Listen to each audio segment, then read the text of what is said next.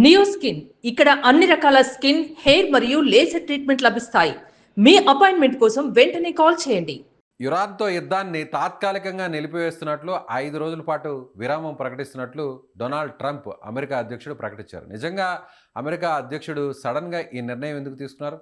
So Trump ప్రకటన వెంటనే Iran కూడా స్పందించింది. మాతో ఎలాంటి చర్చలు కూడా జరగలేదు, మేం చేస్తున్నటువంటి దాడులకు ట్రంప్ భయపడిపోయాడంటూ కూడా ఇప్పుడు ట్రంప్ని ఒక రకంగా జోకర్ని చేస్తుంది ఇరాన్. అయినా కూడా ఇరాన్ తిరిగి ఇప్పుడు ఇజ్రాయెల్ మీద తన దాడులను కొనసాగిస్తూనే ఉంది. ఇప్పటికీ యుద్ధానికి అమెరికా విరామం ప్రకటించినప్పుడు కూడా ఇరాన్ ఏమాత్రం పట్టించుకోవట్లేదు. సో దీని గురించి డిస్కస్ చేద్దాం. మనతో పాటున్నారు విశ్లేషకులు ప్రశాంత్ గారు. ప్రశాంత్ గారు నమస్తే అండి. నమస్తే అండి. సిచ్యువేషన్ చూస్తే అమెరికా అధ్యక్షుడు రోజుకు ఒక ప్రకటన చేస్తున్నారు. అంటే యుద్ధానికి ముందు 2 రోజుల్లోనే అంతా క్లియర్ చేస్తామన్నారు, తర్వాత వారం అన్నారు, ఆ తర్వాత కొన్ని రోజులు అన్నారు, ఆ తర్వాత నెలలు అన్నారు. ఇప్పుడు ఆల్మోస్ట్ 25 రోజులు అవుతుంది. కానీ ఒక రకంగా అమెరికానే ఎందుకో వెనకడుగు వేసింది. ప్రపంచ దేశాల ఒత్తిడి ఇప్పుడు అమెరికా మీద ఉందనుకోవచ్చా ఈ ప్రకటన వెనుక? డెఫినెట్ గా అండి. ముఖ్యంగా ఏంటంటే అమెరికా అహంకారపూరితమైన ట్వీట్స్ అండి. గత నెల రోజులుగా మనం చూస్తున్నాము. తోటి అంటే ఎంతో గౌరవపూరితమైన పెద్ద పెద్ద దేశాలైన జర్మనీ, యూకే లాంటి దేశాలని పిరికి పందలుగా, సో నాటో సభ్య దేశాలని మీరు కోవాట్స్, మీరు నాతోటి జాయిన్ కావట్లేదు, మీ అంత చూస్తా, ఫ్యూచర్ లో చూసుకుందాం అంటూ చిన్నపిల్లల్లాగా అహంకారపూరితమైన మెసేజ్లు పెడుతూ ఇరాన్ ని 2 రోజుల్లో ముగిస్తాం, 3 రోజుల్లో ముగిస్తాం, పని అయిపోయిందంటూ కొన్ని మెసేజ్లు పెడుతున్న తరుణంలో ఒక్కసారిగా అంటే ఒక పాజిటివ్ సంకేతంగా ఇచ్చారు. అంటే ప్రధానంగా ట్రంప్ చెప్పిందంటే యుద్ధం ఆపుతామని చెప్పలేదు. ట్రంప్ 48 గంటల్లో మీ దేశం యొక్క స్ట్రైట్ ఆఫ్ హార్మూజ్ ఓపెన్ చేయకపోతే మీ దేశం మీదన్న మెయిన్ ఎనర్జీ సెక్టర్ అంటే పవర్ జనరేటింగ్ యూనిట్స్ వాళ్ళు మాక్సిమం గ్యాస్ తోటే జనరేట్ చేస్తారు ఇరాన్. సో అవి ప్లస్ మొత్తం గల్ఫ్ దేశాలకి ఆయుపట్టుగా ఉండేది డీసాలినేషన్ ప్లాంట్. ఎందుకంటే అక్కడ మంచినీళ్ళు లేవు, సముద్రం నీళ్ళని మంచినీళ్ళుగా మార్చే డీసాలినేషన్ యూనిట్. ఆ ఒక్క 2 యూనిట్స్ కొట్టేస్తే మొత్తం గల్ఫ్ దేశాలు మొత్తం కూడా నిద్రపోయినట్టే.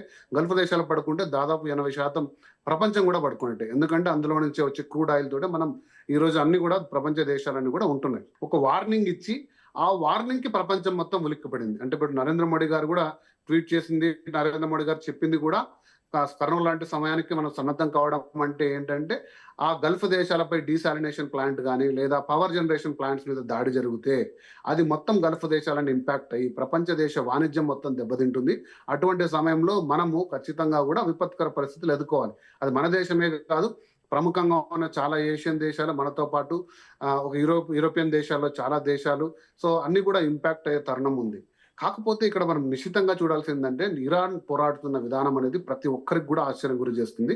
అది ట్రంప్కే కాదు, మొత్తం అమెరికా దేశాన్ని కూడా గురి చేస్తుంది. అంటే మనం ఎంతో బలం అనుకుంటున్న అమెరికా ఫైటర్ F-35 కూడా కిందికి లాగగలిగింది, స్ట్రైట్ ఆఫ్ హార్మూజ్ ని బలంగా నిలబెట్టుకోగలిగింది. ప్రపంచ దేశాలు ఏవి కూడా అమెరికా మద్దతు రాకుండా ఇరాన్ ఒక డిప్లొమసీ చేసింది. ఈరోజు ఇండియా కానీ, పాకిస్తాన్ కానీ, చైనా కానీ, రష్యా కానీ, యూరోప్ దేశాలు ఏవి కూడా అమెరికాకి వెన్నుదన్నుగా ఉండే పరిస్థితి లేదు. సో ఇరాన్ శక్తికి 100 రెట్లు మించి పోరాడుతున్న విధానం అది ప్రపంచాన్ని ఆశ్చర్యానికి గురి చేస్తుంది.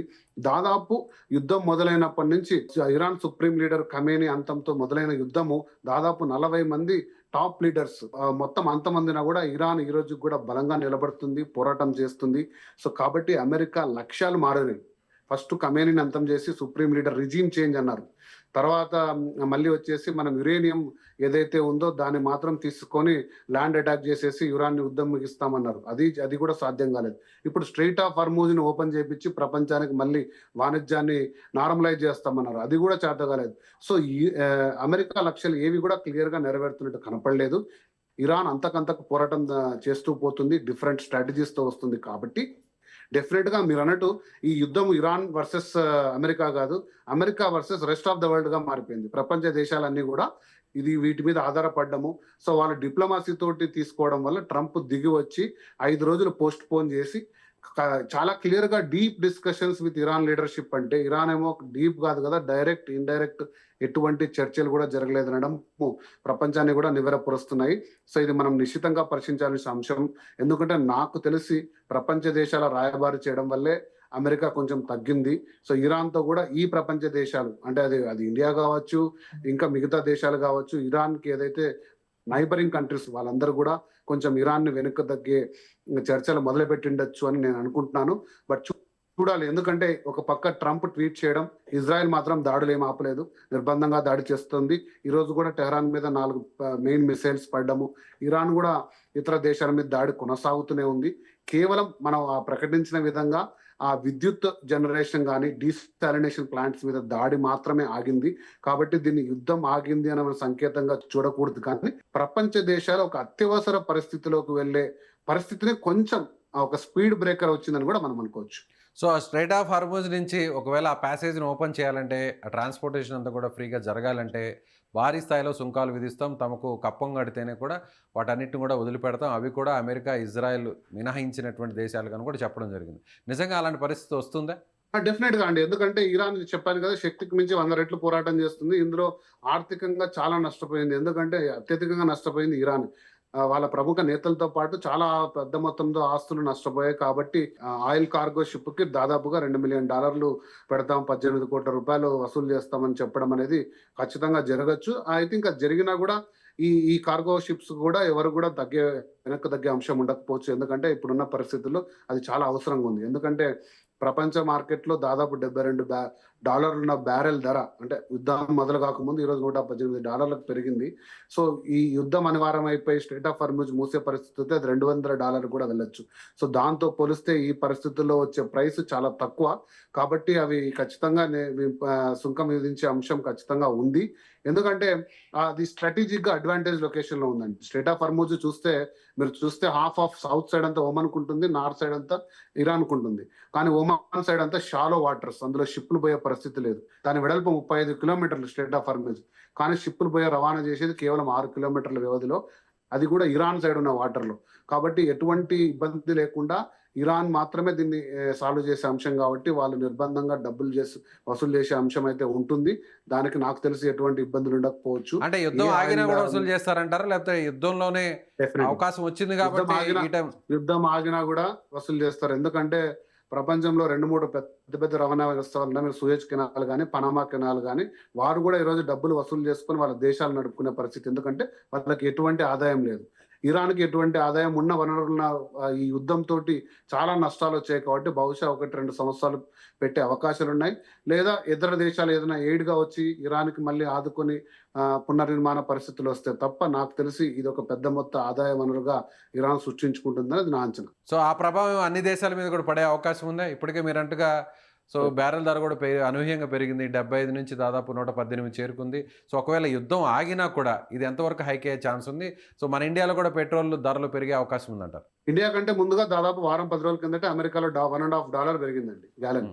ఒక గ్యాలన్ ప్రైస్ అంటే దగ్గర ఒక లీటర్ మీద ₹30 పెరిగినట్టే. సో అమెరికా లాంటి దేశం ఆల్రెడీ పెట్రోల్ ధరలు పెంచుకుని ఇంపాక్ట్ అయ్యే విధానం ఉంది. ఎందుకంటే సో మనం అనుకోవచ్చు, అంటే చాలా మంది ఏంటారంటే గల్ఫ్ కంట్రీస్ కాకపోతే రష్యా ఉంది, రష్యా కాకపోతే అమెరికా ఉంది, అమెరికా కాకుండా ఇతర దేశాల నుంచి మనం ఎనర్జీ ఇంపోర్ట్ చేసుకోవచ్చు అని. కాకపోతే ఒకసారి గ్లోబల్ ఇంబ్యాలెన్స్ వచ్చింది అనుకోండి, ఒకసారిగా one side of the world మొత్తం ప్రొడక్షన్ ఆగిపోతే ఆ ప్రైసెస్ డిమాండ్ మొత్తం పెరిగి ప్రైస్ మొత్తం ఇంబ్యాలెన్స్ అయిపోయి అది కన్స్యూమర్స్ మీద పడుతుంది. భారత్ లాంటి 90% ఇంధనం ఇంపోర్ట్ చేసుకునే దేశాల మీద అత్యధిక మొత్తం పడుతుంది. మన దగ్గర ఉన్న 45 days 50 days రిజర్వ్స్ ఉండడం వల్ల, ప్లస్ నాకు తెలిసి ఒక పొలిటికల్ గా కొన్ని రాష్ట్రాల ఎలక్షన్స్ ఉండడం వల్ల ఇది కొంచెం హోల్డ్ లో ఉంది. కానీ సో అది కాస్త ఒక నెల 2 నెలల్లో ఇంపాక్ట్ ఖచ్చితంగా కూడా భారతదేశం తీసుకోబోతుంది. రిగార్డ్లెస్, అంటే యుద్ధం పెరిగినా యుద్ధం ఆగినా ఆ ఇంపాక్ట్ అయితే ఖచ్చితంగా 10 నుంచి 15 రూపాయలు, 20 రూపాయలు, 30 రూపాయల వరకు పెరిగే అంశం ఉంది. అది ఖచ్చితంగా చూడాలి. ఒకవేళ యుద్ధం ఇంకా కొనసాగుతూ ఈ గల్ఫ్ దేశాల్లో ప్రొడక్షన్ ఆగిపోయే పరిస్థితి వస్తే అది ఇంకా విపత్కర పరిస్థితులు. ప్రధాని నరేంద్ర మోడీ గారు ట్వీట్ చేసినట్టు దానికి మనం అందరం కూడా సన్నద్ధం కావాలి. ఎందుకంటే ఒకసారి మనకు తెలుసు, ఆయిల్ పెట్రోల్ ధరలు కేవలం రవాణా వ్యవస్థ మీద ఇంపాక్ట్ కాదు, మొత్తం ప్రతి చిన్న వస్తువు దగ్గర నుంచి సరుకులు అయితేనేమి, షాపులు, బిజినెస్లు, స్టాక్ మార్కెట్లు, ప్రతిదీ ఇంపాక్ట్ జరుగుతుంది. సో అలాంటి పరిస్థితులు రాకూడదని అందరూ అనుకుంటున్నాము. రాకూడని చర్చలు జరుగుతున్నాయని కూడా మనం అందరం కూడా అనుకోవాలి. బట్ అలాంటి పరిస్థితులు వస్తే ఖచ్చితంగా ప్రిపేర్ అయి ఉండాల్సిందే తప్ప వేరే అంశం ఏం లేదండి. సో ఇప్పుడున్న సిచ్యువేషన్ చూస్తే యుద్ధం కొనసాగే అవకాశం ఇంకా ఉందనుకుంటున్నారు, లేదంటే సో ట్రంప్ ఒక రకంగా వెనక్కి తగ్గారు, చర్చలకు తాను సిద్ధమని ఇండైరెక్ట్గా చెప్పినట్టు పరిస్థితి కనిపిస్తుంది. సో మిగిలినటువంటి దేశాలు కూడా ఏమన్నా మధ్యవర్తిత్వం ఏమన్నా వహించి సో యుద్ధాన్ని కాస్త ఏమన్నా శాంతింపజేసి బ్రేక్ చేసే అవకాశం ఏమైనా కనిపిస్తుంది అనుకోవచ్చా? డెఫినెట్ గా ఇప్పుడు ట్రంప్ ముందున్న 2 ప్రధాన లక్ష్యాలు ఏంటంటే అమెరికన్ కాంగ్రెస్ ని కాదని నిర్బంధంగా తనకున్న విశేష అధికారాలతో యుద్ధం ప్రకటించుకొని ముందుకొచ్చాడు. హ్మ్. ప్రముఖంగా అమెరికాలో జరిగిన యుద్ధాలన్నీ చూసినా అది మనం ఇంతకుముందు ఇరాక్ తోటి యుద్ధం చేసినా, తర్వాత ఇతర దేశాలతోటి యుద్ధం చేసినా కూడా కాంగ్రెస్ లోటి అనుమతి తీసుకొని యుద్ధం ప్రకటించి మరీ యుద్ధం చేసిన సందర్భాలు. సో ఇప్పుడు కాంగ్రెస్ ని కన్విన్స్ చేయాల్సి ఉంటుంది. రేపు మిడ్ టర్మ్ ఎలక్షన్స్ లో కన్విన్స్ చేయాల్సి ఉంటుంది. సో ఏంటి లక్ష్యం? ఇరాన్ దగ్గర దాదాపుగా 450 కిలోలు 60% ఎన్రిచ్డ్ యురేనియం ఉంది. దానివల్ల ప్రపంచ దేశాలకు హోమ్‌ల్యాండ్ అన్నాడు. ప్రపంచ దేశాలకు మన దేశానికి ముప్పు ఉంది. కాబట్టి దాన్ని మనం నిర్బంధంగా తీసుకొనొస్తే తప్ప మన దేశానికి ముప్పు పోదు అనే లక్ష్యంతో ఎంటర్ అయిన ట్రంప్ ఈరోజు ఆ యురేనియం వాటిని నిక్షేపాలని నాశనం చేయకుండా, ధ్వంసం చేయకుండా కేవలం ఖమేనీ హత్య చేసి లేదా ఇరాన్‌లో రెజిమ్ చేంజ్ చేసి వచ్చామని చెప్పుకోవడానికి కూడా లేదు. రెజిమ్ చేంజ్ జరగలేదు. న్యూక్లియర్ ఎక్స్ట్రాక్షన్ జరగలేదు. కేవలం ప్రపంచ వాణిజ్యాన్ని డిస్రప్షన్ తప్ప ట్రంప్ సాధించింది ఏం లేదు. సో ఇజ్రాయెల్ వార్ అనేది వాళ్ళు కొన్ని యుక్రెయిన్, రష్యా లాగా ఇంకొక 10 సంవత్సరాలు నడిపినా కూడా ప్రపంచ దేశానికి వచ్చిన బాధలు ఏం లేదు. కానీ అమెరికా ఎప్పుడైతే ఎంటర్ అవుతుందో అది ప్రపంచం మొత్తం కూడా వరి అయ్యే అంశం. కాబట్టి ఈ దేశాలన్నీ దౌత్యపరమైన సంబంధాలు కలిగిన డిప్లొమాటిక్ చర్చలు జరుగుతాయి కానీ ఏ దేశం కూడా అమెరికాకి స్ట్రెయిట్ గా మిలిటరీ సపోర్ట్ ఇచ్చే టైం లేదండి.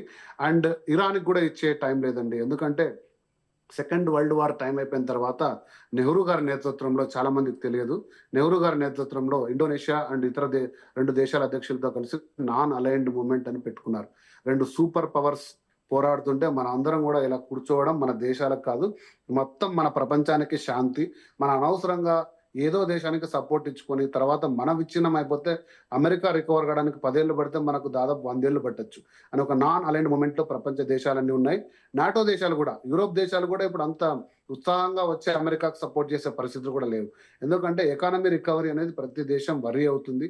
బహుశా ఇది రష్యా, చైనా, అమెరికాలకు మాత్రమే ఒక తీవ్రమైన ఎమోషనల్ అంశం కావచ్చు కానీ మిత్ర దేశాలన్నీ కూడా కాదు. అందుకోసమే దౌత్యపరమైన చర్చల ద్వారా, ట్రేడింగ్ చర్చల ద్వారా ఒపెక్ కంట్రీస్ అన్ని కూడా అమెరికా మీద ప్రెజర్ తీసుకొచ్చి వాళ్ళ వాణిజ్యం ఇంపాక్ట్ అవుతుంది. అమెరికన్ లో ఉన్న పెరిగిపోయిన విశేష అప్పుల ఇంపాక్ట్ అవుతుంది. కాబట్టి సో ఆ ట్రంప్ తోటి కానీ అమెరికా తోటి చర్చలు జరిపి దౌత్యపరమైన చర్చల ద్వారానే దీన్ని సాల్వ్ చేస్తారని అనుకోవచ్చు.